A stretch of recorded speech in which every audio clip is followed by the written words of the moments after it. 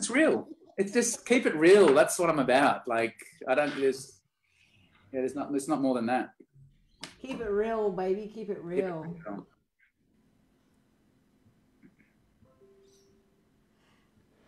Hi, Steve. Welcome to Food Logic Chit Chat. How are you, Vanessa? I'm good. I'm good. I actually love these sessions. We've been doing them for the past week, and they're just so inspirational to be able to. I love learning about other people and what makes them tick and all the rest of it. It's been fun. And I have been watching them. It's good content. It's great.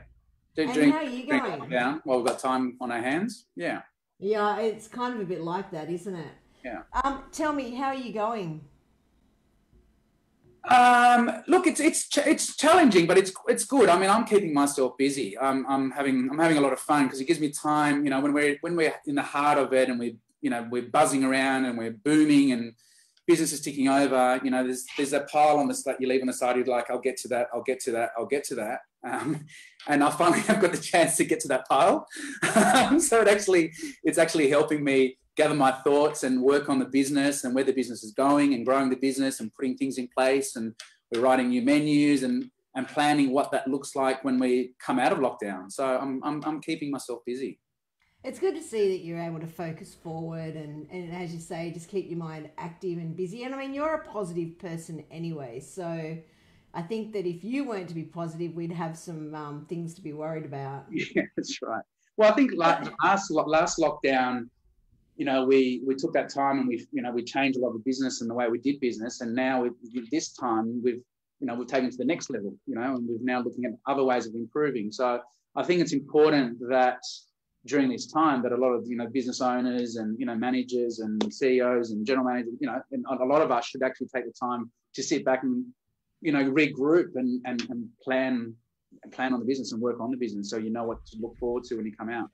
So can you give me an example of what you did change after the last lockdown and when you came back into that recovery phase? What did you change in your business? I think as a business, I mean, we used to carry, for instance, a lot of stock, you know, so, you know, we had cool rooms and dry stores, you know, we've got 8 clubs, you know, 23 dining concepts, 28 event spaces. So, you know, as a business, we carry a lot of stock. And I think, you know, we reduced that stock holding. We improved our efficiencies on how our staff used to place the orders. We improved our menu and the service flows in the kitchen and front of house and how that was delivered to our customers. We changed a lot of our processes. We introduced new IT solutions to help our teams run our business, which enabled them to not spend too much time in the admin in the office role, but our managers spent more time on the tools, working with their teams, more mentoring their staff. So we flipped that whole business model. And that proved to be very successful for us as we got out of lockdown previously. Where we are today, again, we keep on tightening those processes and those systems. We've introduced great online training thanks to Food Logic. Food Logic. I'll let you through it. This is Get Our Catering HQ there. Food Logic. Don't hide it, blast it. Catering HQ. So we're going to have a battle here, are we?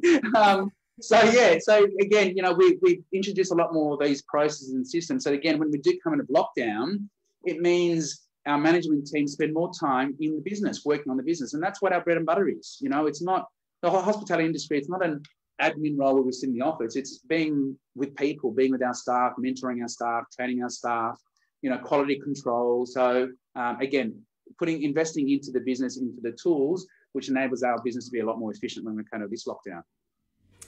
It's actually really interesting having worked now with you and the team to see how lean you run it, and yet the standards that you have in place are just, I mean, honestly, they are exceptional. It's a real credit to you and Albie, Sonia and Mitch, the way that just the efficiencies in your business and the standards that you have is incredible. Yeah, thank you. I mean, we're across all of your businesses. Look, we're always striving to do better. And I guess one of the things I learned years ago was with my teams was, yes, we're doing a great job, but how can we do better? And I guess my philosophy has always been that as soon as that we think we've done a great job, sorry to say, but I feel that we failed, because it's like, okay, we've done a great job, but how are we going to do better next time?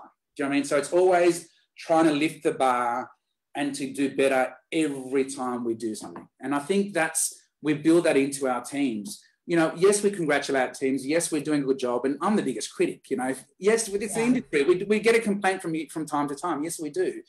But it's like, how do we get that, and how do we take them, how do we pull it apart, and how do we implement something to make it better next time? And that's why it's always that continuous innovation, that continuous improvement that we need to keep on improving in what we do in our business. And that's why we keep on excelling, and our standards are high.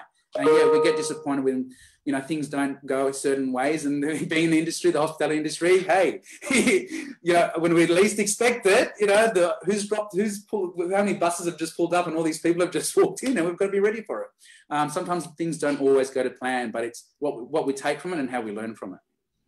So when it comes to Ken Bergen, one of my favourite people, Mr. Ken, has just asked a question. He's interested to know some of the new IT systems, plug, that you've started to use, and reduce stock holding sounds great. Like it is, and it is. You're absolutely right. Ken always wants to know my secrets. And he knows how much I love technology.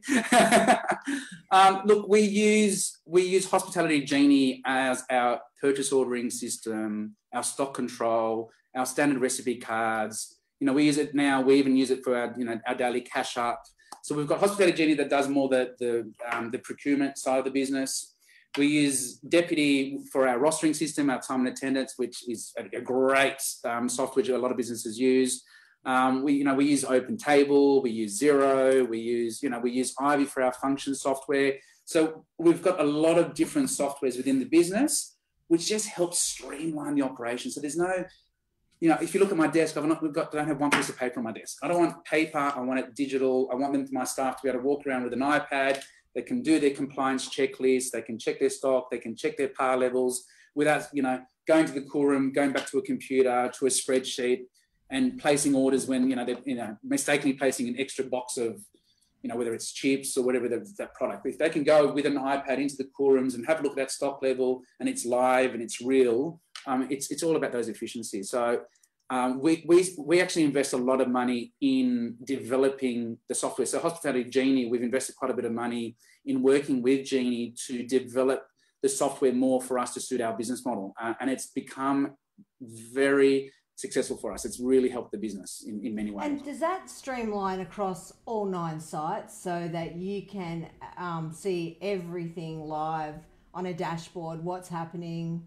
You just said the magic word. I love my dashboards. So, yeah. Well, the thing is that you've got a trained eye, right? So you can see what doesn't look right, and if you need to investigate it, you can drill down into it further. But a dashboard is perfect. And it's important that when we share that information, so to answer your first question, it's the same model, the same system across all of our venues. And what we do, it's important when we're driving our teams, our front of house, back of house, from a cost of goods, from a labour perspective, from a financial aspect, they need to know that information at the beginning of the following week. So by close of business every Tuesday, my teams are reported back to them with what is their food cost, what is their labour cost, what's the customer service standards. They need to know that, because if they find out, and a lot of businesses do, and a lot of financial and CFOs, they give the information the second week of the following month. It's too late. It's too late to the horse is bolted, hasn't it? So it's about being on the pulse and having that information on hand to share that with your management team. And you can't drive your senior management team if you don't provide them with that information. So when we talk about food costs and we talk about labour costs, when your staff start with you, do you believe that they know enough about both of those areas? Yeah, we work with them. From day dot. If it's a manager, for instance, if it's a head chef at one of my new sites, Mitch, who's our group executive chef, will oversee that kitchen with the head chef. So instead of saying, we work on those percentages straight away. It's about, work with the menu, work with your teams. We sort of take it in steps. Sure, that's on their back of the mind. We normally tell them, just don't worry about that. We'll still manage that for you initially. But once they bump in, they're comfortable and know their teams, they know the par levels, they understand the trends, what sells, what doesn't sell, they've got that data, then we start sharing that information with them. But it's very quick. I would say within that first month, we've already started giving them that scope of work so they understand what their expectation is as a business.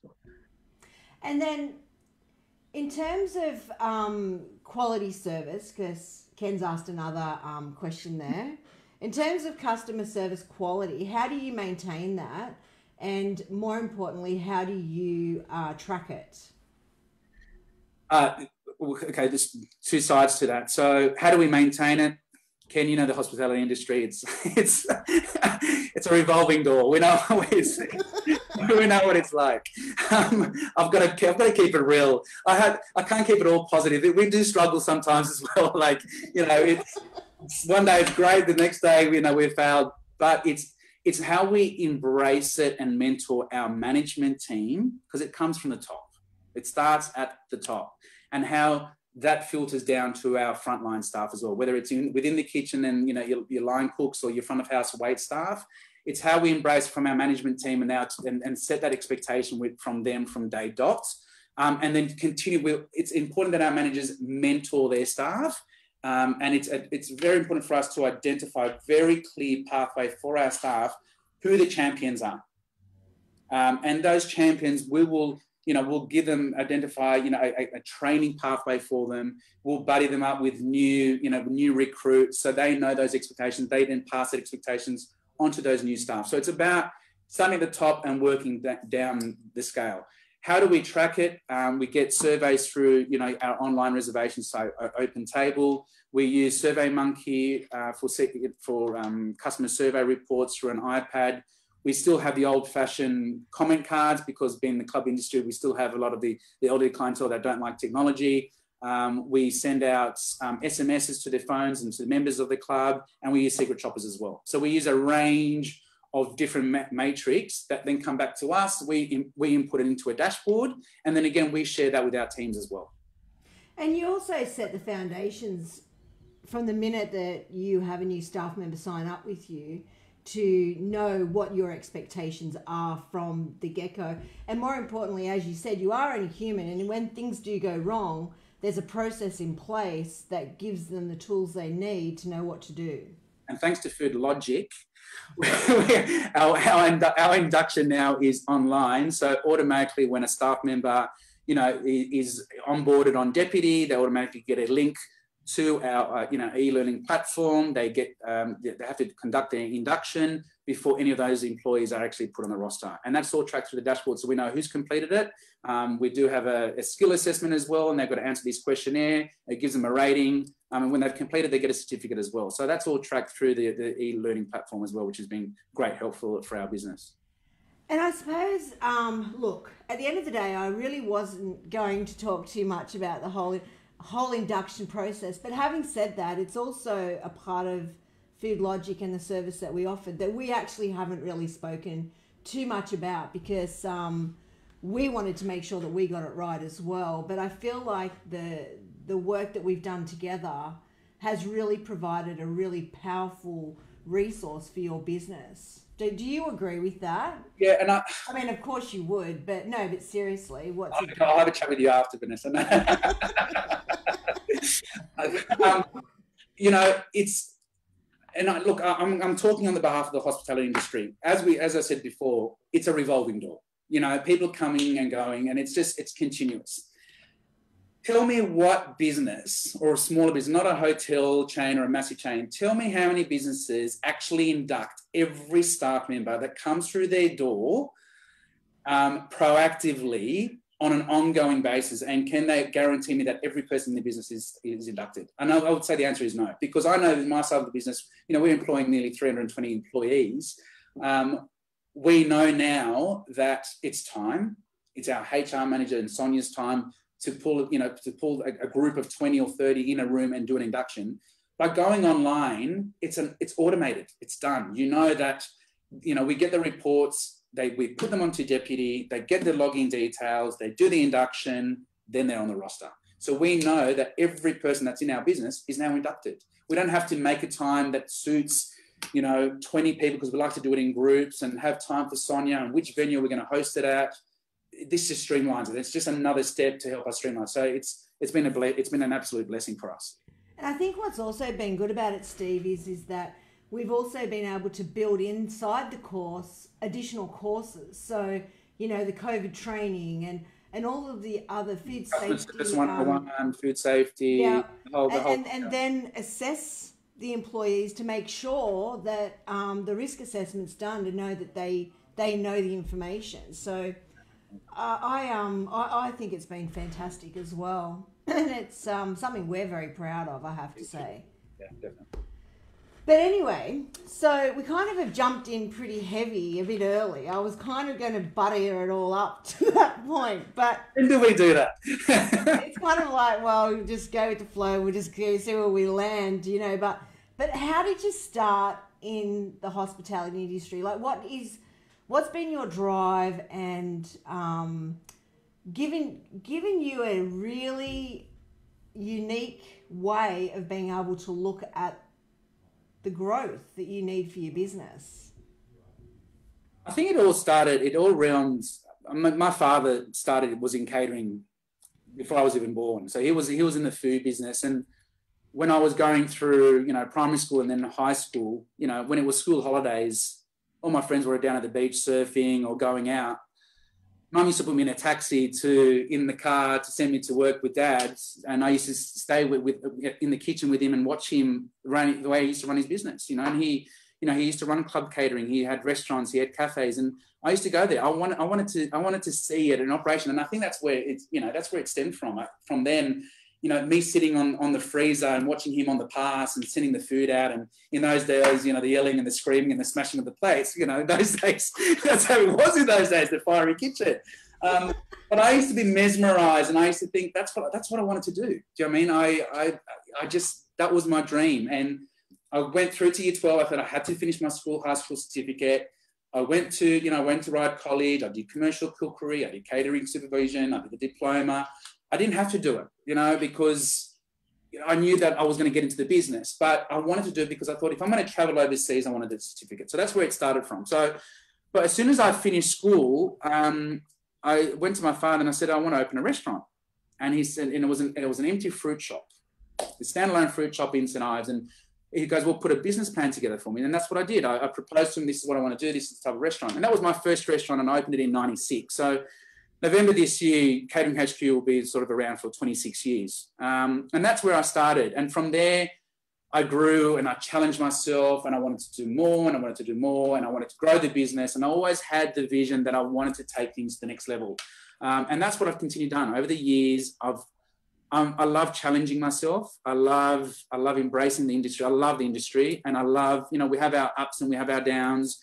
We have our good days, we have our bad days. We make money one week, we lose money another week. It's the way it is. But where I am today, and I couldn't have done it without the people around me and my business partner Albie and my executive team and my family and the support I get. We're now coming out of COVID with 9 clubs, potentially 10 clubs, employing in excess of 300 employees, and their passion is just to sit back and go from site to site when they're in full operation. So when we're at absolute peak and every venue is absolutely pumping and we've got functions going on and we've got full capacity restaurants and to go and I love going to each of my venues and walking there, and I've got to pinch myself because you don't realize until that moment, you see everything so under the pump and it's just working so well, you feel chuffed. And that's what keeps driving me and gives me that that warm feeling inside to see it running so well. Do you know what I mean? And I can get emotional right now talking about it because it's a good feeling. And to see people smiling and happy faces, there is no better feeling. There is no better feeling. And I think to just hang on to that emotion for a moment and to just take it to another layer. I mean, you can come in on a busy night and you can look at all of your well-oiled machine and the cogs are turning and everyone's going in the right direction. But, earlier that day, you were also the person that was taking delivery of a delivery and putting it away in the cool room. So it's not like you're just, No, yeah. you know, you're very embedded. You practice what you preach, and I have to say, I have always really admired that about you. You talk the talk and you walk it as well. I love being on the pass. I love taking orders. I love being on the coffee machine. If I'm on the pass and it's absolutely pumping, someone comes to help me, I'm like, get off my pass. This is my pass. Like, because I love it. Like, that's the industry. We love it when it's absolutely crazy. And there's been times, you know, whether it's myself and Albie or me and Sonia on the pass, and things are going crazy and there's dockets everywhere. But it's like, don't touch my pass. I know where I'm up to. Don't just leave me alone. Because, you know, but that's what we thrive on that. Do you know what I mean? Or if I'm at one of my venues and, you know, if I'm at Castle Hill and that's one of our busiest sites, and I see the lineup at the cafe, and then it's, you know, it's meters long in the lineup, and I see the barista, I'm like, I jump on, I'm like, no, let me do the milk. You do the shots, let me do the milk, because I love it. And I'm talking to people. That's us. That's what the industry is, and that's what we thrive on. Office work for me is not my key, and that's why I don't have a head office, because I love being at my sites with my staff and being amongst it all. That's where we get the buzz out of it. So what have you done differently to create the loyalty that you have with the staff, and especially the executive team that you work with? How have you driven that loyalty? What is it that you've done to really have these people living and dying on the sword for you? I mean, you've got an amazing team. Oh, look, and I couldn't do it without my team. I couldn't do it without any of my team, and there's no doubt about it. But as we said, it starts from the top, and there's nothing that I expect from them that I wouldn't do myself. And it's simple as that. And I keep it real. It's, you know, if I've got an expectation and I know I want things done a certain way, and they see it through my eyes. It's like, I've lived it, I breathed it. We've been going for 26 years, and it's because we follow that philosophy. Great food, great customer service, consistency, it brings our customers back time and time again. So if I want things done a certain way, that's where I want it. Yeah. And we've got to stick to it. And if I'm going to be running a site, and, you know, if a manager's not there and I'm going to go and run that site, and I've done it a few times, well, I maintain those standards, not because I'm on duty, hey, let's take it easy because I'm the boss and I'll do whatever I want. No. If the buck stops with me, that's my expectation. So, and there's nothing within my workforce that they can do that I can't. If I've got to jump on the grill or the pans or the pass, the coffee machine, or wash some dishes, accept a delivery, I can do it all. So what job don't you like? Is there a job that you actually just don't like, other than admin? Yeah, I don't like admin. No, I know. But within the business, You know that now. I hate the grill. I just think the grill is the pits. I can't stand it. I hate being sweaty for a start. I don't know. Everything has something unique about it, and it's a different buzz. Every role within our industry is a different buzz. Do you know what I mean? I hate the abusive customers when they're really in my face. Yeah. They're really not happy, but, you know, they are irate ones. But hey, we're going to come across them from time to time. But you know, I love the buzz, and, you know, and we wouldn't be in the industry if we didn't love the buzz, because that's what the hospitality industry is all about. And at the end of the night, we get through and go, whew, do you know what I mean? It's like, breather, well done, we got through it, you know, and, you know, high five everybody, and, you know, let's focus on the next day. So. How hard, when it comes to scaling your business, where do you start? I mean, someone comes to you and says, you know, we've got this opportunity and we really need Catering HQ to come in here and manage a site for us. How do you then decide whether that's the right fit for your business? If I base it on Catering HQ, look, we've got a criteria that it has to suit us. We do get approached on an ongoing basis. You know, there's certain turnover thresholds, there's certain branding, there's sort of you know, the locations, the style of club it is, or the venue it is. We do have a criteria that needs to meet what fits within our brand. We do turn a lot of people away, unfortunately, but yeah, it's case by case. It is case by case, and we continue. You know, we're looking to continue to grow. as long as, you know, those venues meet the criteria of what we're trying to achieve. But there is a certain threshold. And it's important, I guess the biggest importance for us is when we're working with these venues, it's a hand-in-glove relationship. Just because Catering HQ is at any of these clubs, sure, Catering HQ is the caterer, yeah, absolutely, but we work underneath the banner of the club. So we are representing, the club is our client. So when a customer comes into any of our venues, we don't want them to say, well, there's the line, there's Catering HQ and there's the club. So it's important that our team and the club's management team, we work together. We have the same common goal. So if somebody's going to clear a plate, you know, they'll pick up a glass. And if they're picking up a glass, they'll pick up a plate. We're working together. We're working, you know, holistically together. And that starts from the beginning. And you generally get that sense from these clubs when they approach us, whether they fit within that brand or not, or within that culture that we're trying to achieve. Yeah, I actually, I think you and I had this conversation like many moons ago, where it struck me when I came into one of your clubs that, I mean, you wouldn't even know that Catering HQ had the catering in there. You would think it was just an extension of the club. Yeah, and that's important. And that's really important. And I think it says a lot about your business too, because a lot of people are in it for their own sort of self-promotion to a degree.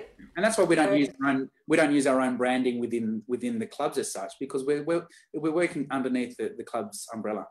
So yeah.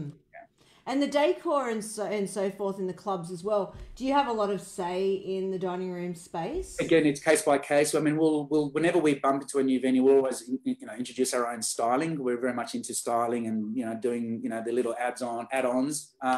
We do get involved with the designs if the clubs are looking through refurbishments, kitchen layouts, front of house, and what we want. And we do get asked when they come through the refurbishment. In some cases, they're already done, but as I said, we'll introduce our own little styling, our own little decor that we enjoy doing. Which you actually have a very nice taste for, I have to say. I have to remember when I first went to Moorebank, and I think it was just after you'd done the refurbs, and this was quite a while ago, when clubs were still on the cusp of becoming the cool dining venue. They were never really that dining destination back then, whereas now it's a completely different story. Yeah, but Moorebank was very, very cutting edge, you know, and it was beautiful. Yeah, it is beautiful. It is beautiful. We're very proud of all the clubs that we've got today. Very proud. And it was kind of that whole that paddock to plate philosophy that you also really championed as well. Yeah, definitely. Yeah. So we're always trying to create a point of difference. You know, we don't want to be seen as the stereotype club caterer. You know, the staples are always on the menu: the chicken snitty, the fish and chips, the roast of the day. Unfortunately, you know, they're the number one sellers. You know, we've got to have them on there, but it doesn't mean we need to focus on that. So, you know, we work with our teams, and Mitch, obviously our group exec chef. You know, we're about innovation. We change the menus every 3 months with the seasons. You know, and it's a big menu, but it's about keeping innovative and seeing what those trends are, and also setting those trends ourselves. So we always like to be ahead of the game. Yes, and you definitely do stay ahead of the game. In terms of produce and so forth, I know that one of your mantras is to only use the most freshest produce available. How do you keep aligned with what is available? Look, that's even changing. That's evolving even more. As a company, Catering HQ now is setting up its own warehousing and central production kitchen and purchasing hub, which we're very excited about. So we're now aligning ourselves and partnering ourselves with manufacturers, you know, abattoirs. You know, we've partnered ourselves with Kilcoy in Queensland, so we're only buying the best ebony, you know, Black Angus beef from them. We've aligned ourselves with Riverlea pork, you know, the Murray Valley pork on our menus. You know, we're dealing with lamb abattoirs, seafood. So, which means by us, again, we're fortunate enough that we've got the economy of scale and the capacity to do so, that we can buy direct. So we know the produce we're buying, we're bringing to our warehouse and we're distributing to our own venues. So we know, and we've got that guarantee that all of our venues are now only going to get the best produce, a consistent product, an Australian source product, And there's no way of our suppliers dictating and substituting those products and giving us something that we don't want. So we can actually put our hand on the heart and saying that Catering HQ's venues are only going to be stocking the very best produce. Again, we've got the capacity to do that. The smaller environments, it's making sure they're in tune and not dealing with one supplier and sticking to that supplier forever. It's always about revisiting and seeing who's out there and talking and researching and looking into things. It's continuous. You can never get too comfortable with your suppliers. You've always got to see who's out there. And when we're on the subject of supply, when it comes to the offering of protein on a menu, this is a bit of a curveball question. We didn't talk about this, but I know you'll be able to answer it. We used to have, a steak menu of 12 offerings, 12 different cuts of steak. And we know that over the last sort of 18 months, cost of meat has increased considerably. How have you managed that increase? Yeah, it's a difficult one, to be honest, Ness. I mean, the cost of produce is just going up. And I was asked this question on another webinar the other day, do you see your prices increasing? We can't. We've almost got to absorb a lot of it. And it's how we structure the menu and balance the menu. So, sure, you look at your GPs and your cost of goods at a single menu and a standard recipe card, but then you've got to look at it on an average across your entire menu. You've got to be smart with your menu planning because it is a struggle. We've increased our prices slightly because of the price of protein, but the consumer's only going to be willing to pay so much. So it's how we structure the menu to take advantage of, your loss leaders. Some things you're going to get a better margin, the other things you're not. So it's about looking at your entire menu and making sure it's very well balanced to achieve the overall cost of goods that you're trying to achieve. It's important, but it is hard. And, your overheads are going up, the cost of labor is going up. There's a level of expectation from the consumer as well that, from the food quality. So, there's a lot of pressure on business owners and you've got to work together to share that knowledge to be able to achieve the best out of the business because it is getting harder. And even when it comes to the likes of Allergen and so forth, how much information do you actually put on a menu pertaining to allergens? Look, we've got a disclaimer at every point of sale on every menu that if anyone has certain allergens or that they need to bring it to our attention because all of our food, and we say all of our food is cooked to order. So if anyone has a special dietary requirement, we've got the usual, the gluten-free, the vegan, nut-free on our menus. But we do have that disclaimer that if there is a certain allergen that people have, to let us know at the point of ordering and we can customize it for them because everything's cooked to order. Nothing's sort of pre-cooked or, if I have a sauce, for instance, all of our sauces are gluten-free sauces anyway. But, if we've got a sauce that's got garlic in it and they can't have garlic, we'll recommend another sauce for them. So we work around it and having the size of the menu that we've got, we try to accommodate for everyone's needs. Our philosophy is, again, we never say no to a customer. We make things to suit the customers. We can't. At the end of the day, they're the paying customer, so we've got to keep them happy. And how much have you seen that plant-based option grow? Huge. Really? We've now got a plant-based section on our menus across all of our venues. We've got the plant-based burger, we've got the vegan fish, we've got shroom burgers, we've got a whole plant-based section, vegan cheese, vegan mayo. We've got the whole section. We've got a whole section on the menu, and that is huge. When our venues actually promoted on social media, the response we get is people are so excited they're going to come to our venues because we've got a plant-based section on our menu, and when we stick to it, the whole item, every item on that section is completely plant-based, vegan, as I said, vegan cheese, vegan buns. I'm not a fan of the vegan buns, but anyway.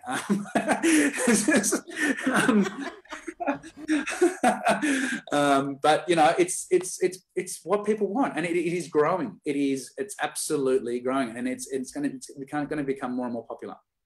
So, do you like the whole terminology of plant-based? As opposed to having the vegan menu, it's more sort of championing that plant-based. I love it. I think it's cool. I think it's great. It's where the time's going. So own it. And that's what we committed to it. We source those extra products and we've committed to it, and it's proven to be successful. You know, it's working, and I would recommend it because that's the way things are going.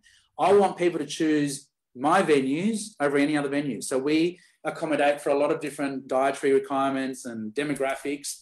We want them to choose our venue over. And, you know, when we come out of lockdown, people are saying, and even our clubs are recommending, are you going to go to a limited menu?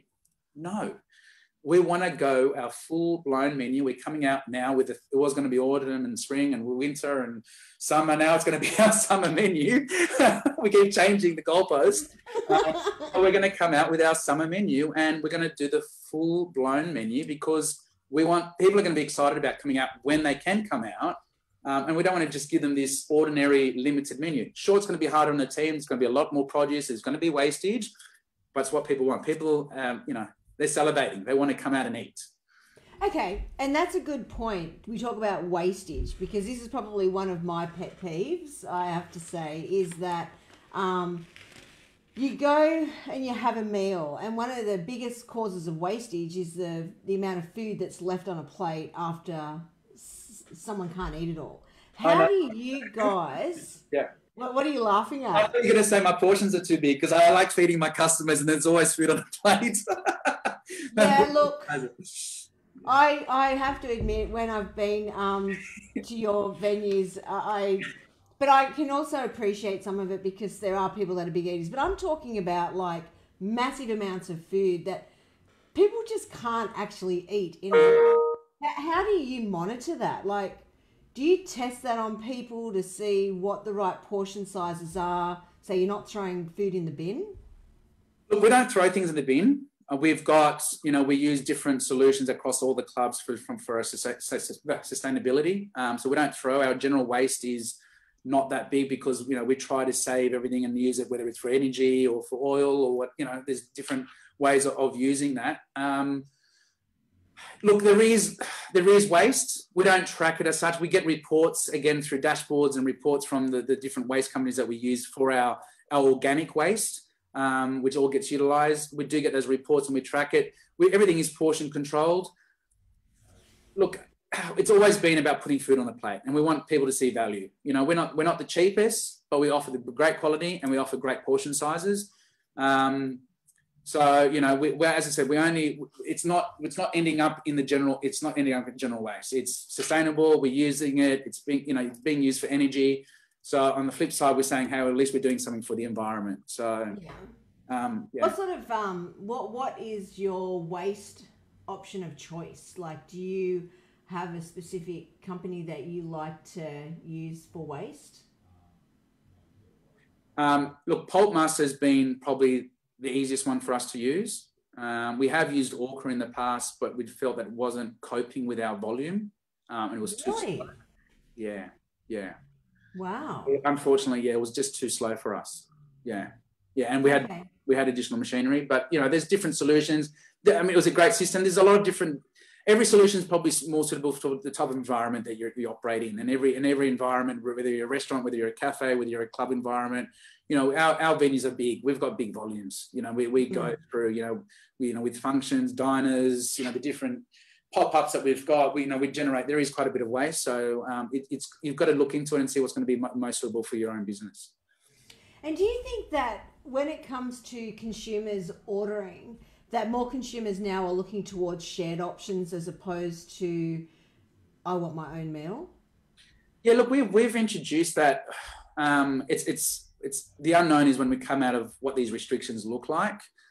We did that on our last change of our menus where, you know, we did those lamb shoulders and, you know, the pork knuckles and the baked moussaka coming out of the pot. So it is all about sitting around a table with your family and friends and sharing things. And I think that is becoming more and more popular, and it's the trends. COVID has given us the restrictions where you can't share, you know, like your buffets or your grazing tables, you know, and how you can share things on a table. But we introduced progressive menus. Instead of having a set menu, we introduced progressive menus where it's all about centering in the middle of the table. So everyone has a shared plate and you just lay it out like you're sitting in your own dining room at home. People love that. and it engages with conversation. You're not sitting there indulging your own meal. It's about sharing. It's passing the plates around. It's engaging with your family and friends, and that's really, really important. That's what people miss that, and I think that's, again, it's going to be proven to be very popular as we come out of COVID, as long as the restrictions are not going to be there to prevent us from doing it.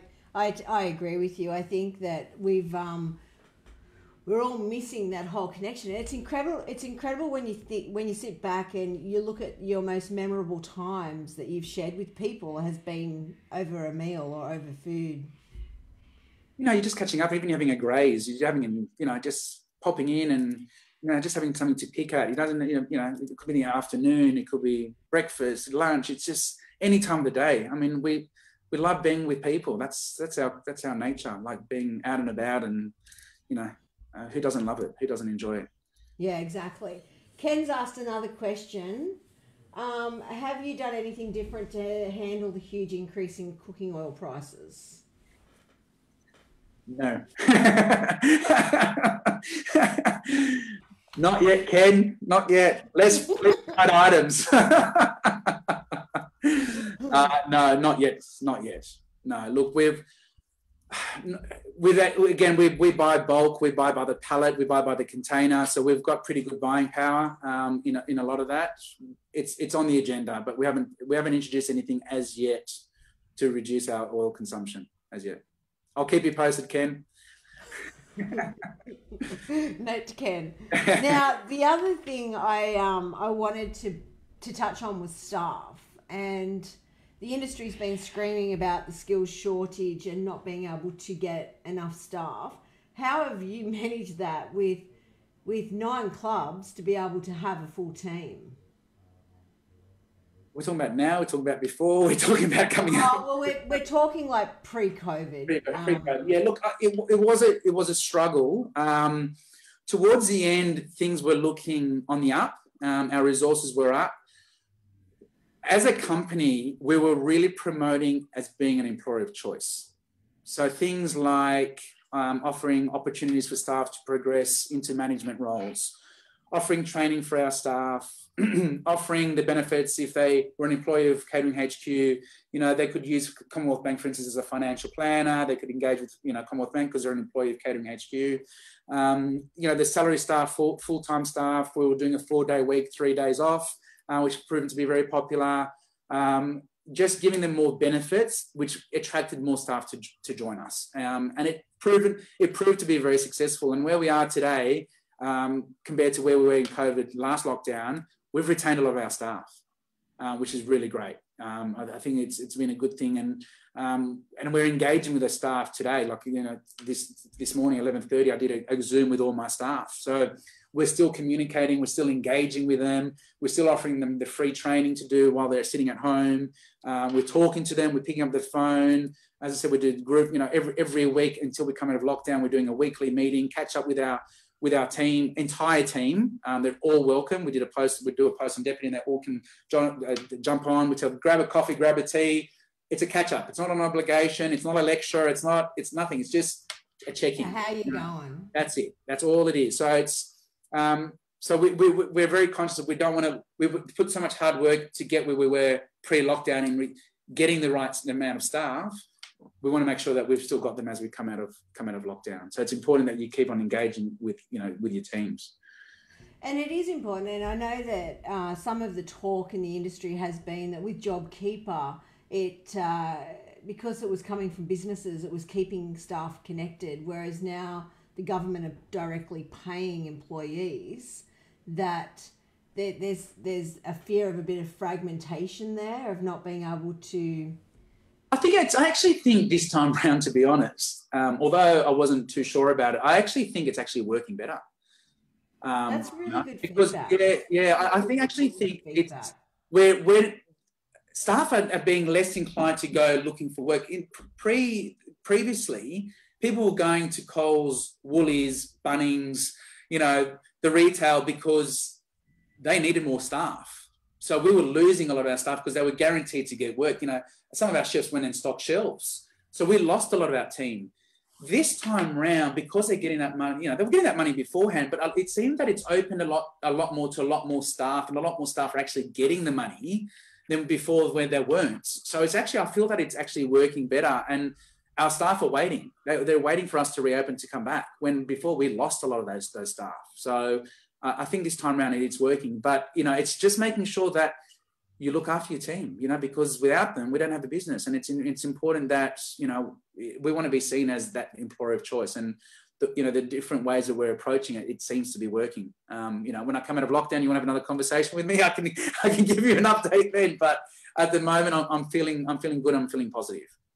But I think that you've got the experience to know from conversation how your team are tracking and what their headspace is like.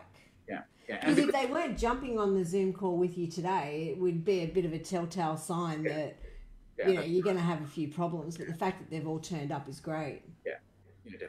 And how important do you believe at this time it is to make sure that you do stay connected with your staff, and more importantly, what are some of the things that people can talk to their staff about? Don't talk to them about being locked up at home.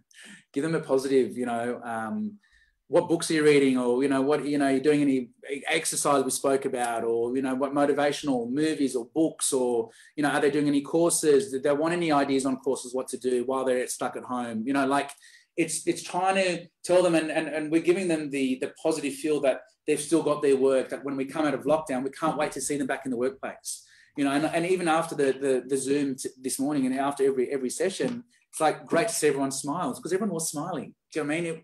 It was a good feel. Like, they're like, yeah, I'm bored, but they're like, we just want to come back. We're looking forward to coming back to work. So it's just giving them that positive feel that we'll be back. We went through it before. It's going to happen again. And we're just saying to them, take advantage of the break, because we're going to need you. Like, be ready for it. We're going to work you hard, you know.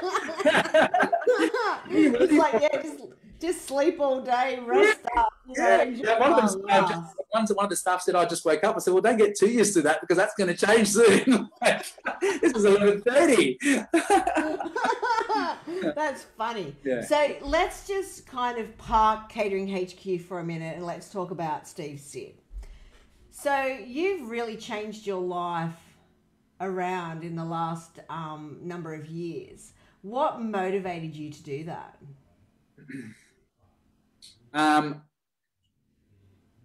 Just before I turned 40, I'll admit it to it, which was going to be 4 years ago. A friend of mine's husband passed away. He had a heart attack and he passed away. She got the phone call saying that your husband's gone. Not he's in hospital. He's gone. He passed away. He left 6 kids behind. That was probably where my whole life changed and completely turned. I was overweight. I was eating and drinking, and you know, as the hospitality industry is, we take things next level, and we don't look after ourselves. We don't sleep. We eat at the wrong times. We're eating the wrong foods. So it was very important for me. It was like a bit of a catalyst for me. And it was like, it clicked to me, like, if I don't change with all the stresses in the business, being unhealthy, something's going to happen. And I've got 2 young boys and my gorgeous wife, and I adore them to bits. That they're going to suffer. So I made a complete change in my life. I started training every day. I'm now addicted to running. I'm running 8 to 10 Ks a day. I stopped eating meats. I stopped eating carbohydrates. I eat fish. I'm now a pescatarian. All I do is eat fish. From time to time, I know I've got to check my quality, and I do eat a piece of meat because I've got to check that quality. But, you know, it makes me feel ill now because I'm completely off it. I actually didn't know that you were a pescatarian. Yeah, I hadn't realised you'd gone off carbs. And I eat fish and salad twice a day. That's all I eat. Twice a day. Same thing every day. And I've done that for the past 4 years. What that's given me, though, it's given me a complete new look on life and the way I run my business and the way I feel within myself. And it's created a lot more positive energy for me to then portray, you know, to give to my staff and my teams and the people around me. It's given me a real boost in life. And I think that's why we're catering, I know I'm saying Catering HQ is where the business has come today, is if I did not change those things in my life, I don't think I will be where I am today. So it really helped give me a positive look on life. And I'm excited. I've got to bounce to my feet. I get up every morning and I go to the gym or I train or I run, go for a run. It clears my mind, so that running that I do in the morning is a complete dumping ground for me, because all that stress that you've got, and I've got stresses, of course we do, we're all human, but it's a dumping ground for me. So then when I do turn up to work, to the office, to a meeting, that I've got a clear mind, I'm focused, and I'm ready to tackle the day. And it's given me this real good inner health. And it's very positive. So. And how do you stay so disciplined with it? Because even though, you know, we can all go, well, I'm going to change my life and I'm going to go down a track of this whole holistic approach and be healthy and all the rest of it. But it takes a certain amount of mental ingenuity, if you like, to keep yourself on track and disciplined. Yeah, I think key to anything is consistency, is sticking to it. You know, you can have a cheat day. I have a cheat day. You know, I'll ask my wife, give me a bowl of ice cream. Yum. I love a big bowl of ice cream. But, you know, it's the key is consistent. And I think something about that Steve said, it's either all in or all out, you know. Yeah. You know, and that's what I am. And, you know, it's who I am. That's the way I operate. And when I started seeing what I was achieving, feeling good, feeling healthy, I saw the positivity around me, the business growing. That's a driver. You know, it didn't happen overnight. You know, it took me 12, 18 months, 2 years. You know, in November this year will be 4 years. I've maintained it for 4 years, but it took time. And when I was running, I was puffed. You know, I was probably doing 1 or 2 Ks. Now I do 10 Ks and I love it. So, you know, don't try to go to A to Z overnight. It takes time. It happens, but it will come. You know, it does eventually come with consistency and persistence. And Albie has he's a good support system for that as well, isn't he? Because yeah, I know that you both feed off each other quite well when it comes to that, staying positive and really focusing in on your health. Yeah, absolutely. We egg each other on, do you know what I mean? And, you know, we're sort of in each other's pockets all the time with business, and we're always together when we go to meetings or at the places, you know, we eat at the same time. So we keep each other in tune, do you know what I mean? Sometimes he wants to have a cheat and I'll look at him, and then I'll want to cheat and he'll look at me. But, you know what I mean? You bounce off those people around you, and we motivate people. So it's important that, you know, we motivate our staff. It's like, if I see somebody eating something unhealthy, I'm like, why are you eating that? You know, I used to be that person, but now it's like, you know, and my wife even laughs at me. People laugh and like, but it's only because you don't do that now. I lecture people. It's like, yeah, but because I'm trying to embrace that into their mindset as well, because I want everyone to feel as good as I feel. You know, it's important. And yeah, I'm going through COVID. We are going through COVID. We're feeling a financial strain. Absolutely. 9 clubs are shut down. We're 0 turnover.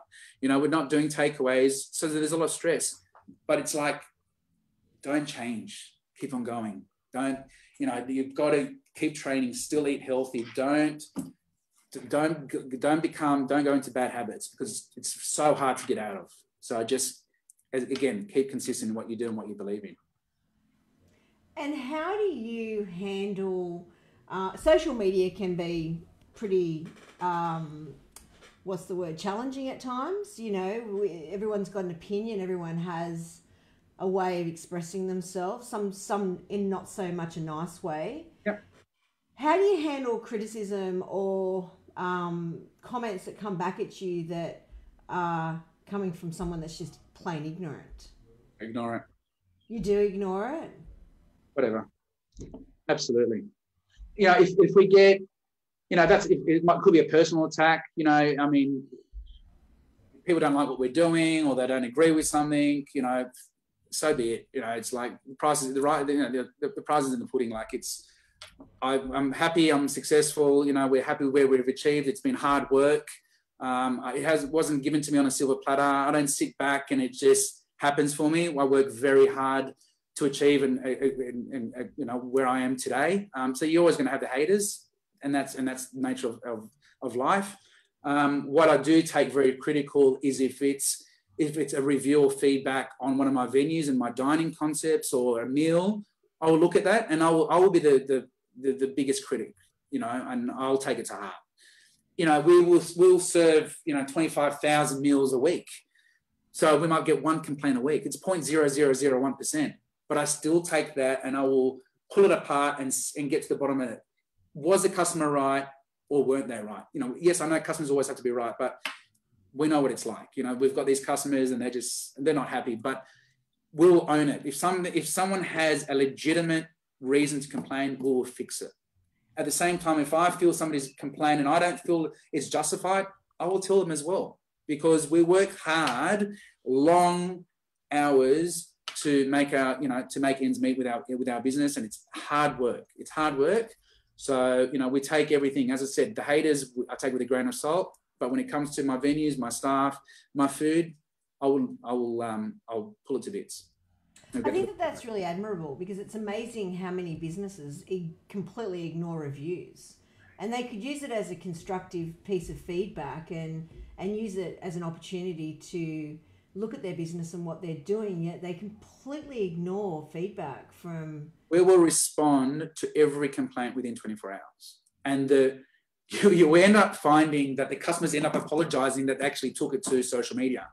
Because until we pick up the phone and we actually have a conversation with them, they're automatically, I didn't mean to, you know, they know that we care. You know, so it's important that you engage with those customers, because, as I said, if you show that you care, then it's you know, some people take it down for us, because it's like, oh, these guys do actually care about their business. They do care about me as a customer.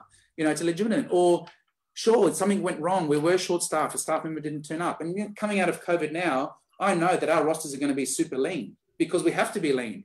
But how do we know? Are we going to be busy? Are we going to be quiet? Damn if we do, damn if we don't. We have put too many staff. We'll have no one in the door. We have limited staff and we'll get swamps. But and that's how we're going to have to manage that, and how we communicate it to our customers and our staff, and especially our staff, because they're going to feel the grunt of it. And we will support them, saying, guys, it's the unknown, but we will fix it. You know, and we'll be monitoring the sales and the rosters day by day, and we'll be communicating that to our customers as well. So it's important that you keep that engagement with your customers. Absolutely. Could not agree more. Customer feedback is always the best way to show integrity. Stand up for your hard work and accept your mistake. It's integrity. Yeah, well said, Daryl. Now, wrapping up, because I know we're running out of time, and to be honest with you, I could probably sit here all day and just chat to you. I really I love having our conversations. They go all over the place. But at least we're kind of having an open conversation, right? But if you had a dinner party and you could invite anybody that you wanted, past, present, future, whatever, who would you have around that table? 10 guests. My family right now. I don't want anybody else. I want my family, my closest friends with me today. That's all that matters to me. It's those that matter most. But you've got a really big family, so you're going to need more seats than 10. Okay, we'll do it in an increment. We'll do it with one per day. But no, my closest family. You know, it's our immediate family and our closest friends. That's who we want. That's who we miss. You know. We miss those times, and it's so important. It's pretty tough. It is actually pretty tough, isn't it? I mean, who would have ever thought we'd be in a situation? Yeah, it's just, we just want to get around the table and have a glass of wine and talk, just gibber, you know, just give each other a hug. That's what we're missing. That's what. Yeah, no, I totally hear you. Chloe, my daughter, and my son Adam have both bought houses in the last. Chloe got the keys last week, so I'm not going to obviously see it and share it with her. And Adam bought his house on Saturday, so it's just like I'm the mother of two two mortgage people. So who would be your chef at the dinner party? Me cooking on the barbecue with my family and friends. Keep it simple. Doesn't get any better than that. And you guys know how to cook up a nice old get together. We're food's our business. Do you know what I mean? So we're in it all the time. So, you know, it's like even Christmas. Christmas Day we used to say, that we want to go out for lunch. No, let's just get a whole heap of food, sit around the table, drink lots of wine, and have fun, and just take it easy. We don't have to get dressed up, and we just want to wear civvies and keep cash, like that's what we enjoy. You don't actually even have a cash. Yes, I do. No, you actually don't. But what can I say except that thank you so much for taking the time and having a chat today. It's been a lot of fun. I enjoyed it too. What's the ultimate goal for Steve Sid? What is it that you want out of life on a professional level? Look, I want to see Catering HQ, be the leader in the industry. I want to be recognised for being the best of the best. We want to continue to grow. We don't want to grow too big. We never want to be the big companies, the Spotless, the Compass. That's not who we want. We want to be the biggest or the best, but still have our finger on the pulse, And I always say that Catering HQ is a boutique catering company, and the executive team always laughs at me every time I say that. They're like, you're not boutique, you're too big. It's like, as long as we still are in tune with our business and we know every employee that works for us, we will continue to grow until I feel that we're no longer boutique, because I will stop there. I will stop. Yeah. We want to get to a size where we are the best, we are the most successful, and we're the industry leaders in the hospitality. So that's the goal. Well, you'll get there. I have absolutely no doubt in my mind. That's what one side. And you take care. What did you say? Once our doors reopen. Yeah. Well, you know what? Let's just keep on praying that it happens at the end of the month, Absolutely. All right. Well, listen, thanks again, Steve. Take care. Yeah. Thanks. And big hugs to the family. You too. And thank you to everyone also that's participated and had a say and provided some feedback. It's been great. Good afternoon. See you.